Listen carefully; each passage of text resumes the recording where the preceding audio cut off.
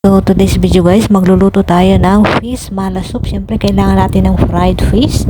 Ayan, ginger, garlic, at saka sibuyas. Isa-chop natin yan. Siyempre, kailangan natin dito rin ng mushroom at ng ating mala paste.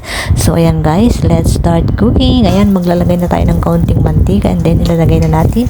Igigisa lang natin konti ang ating bawang. Ayan, at saka luya. Ayan, kapag lalabas ng aroma, isasunod na natin ang ating sibuyas. Ayan, igisa-gisa lang natin siya hanggang sa mag-translucent ang ating sibuyas. And then, syempre, ilalagay na natin ang ating mala paste. Ayan, kayo na ang bahalang mag-tsansya guys, dahil talagang very spicy yan.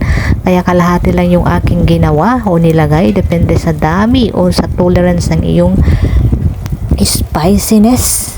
O, ayan guys, igigisa lang natin siya ng ganyan hanggang sa maluto konti yung ating paste.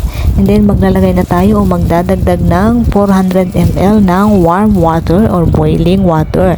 Kailangan laging boiling water ang i-add natin guys. And then, i-cover muna natin and then i-wait natin siya hanggang sa mag-boil.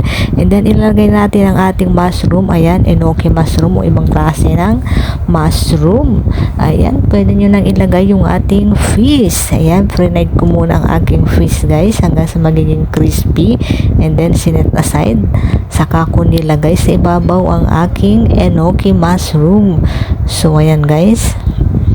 Kapag okay na, tatakpan ulit natin and then ipapakulo lang natin siya guys hanggang sa maluto. O, diba? Napaka-easy lang.